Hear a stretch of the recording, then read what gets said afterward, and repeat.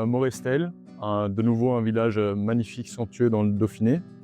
Je vous dis bonjour aujourd'hui avec Pascal.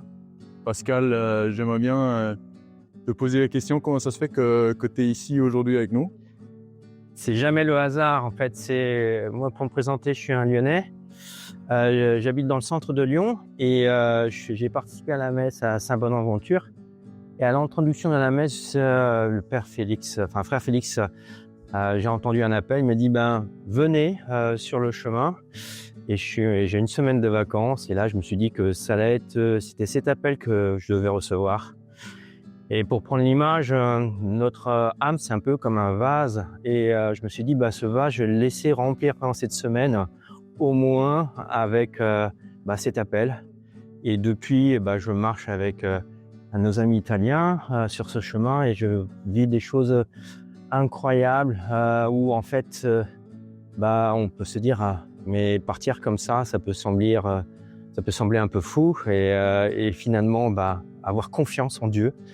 Le premier jour à Pusillon, où on était accueillis par une famille sicilienne, un repas accueilli comme un roi, aussi des rencontres avec en fin de messe avec Étienne, un paroissien de Pusillon qui se posait des questions sur sa foi, qui m'a demandé de prier pour lui et m'a transmis un chapelet.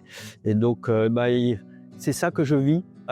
Et pour illustrer clairement qu'aujourd'hui, un appel, si vous avez confiance, le Seigneur est là, l'Esprit Saint agit et vous vivez des choses glorieuses.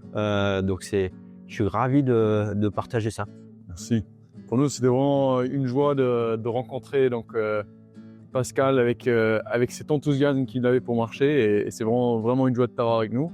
Malheureusement, il nous lâche demain matin. Mais on était vraiment, pour moi, c'était vraiment une touche de la Providence.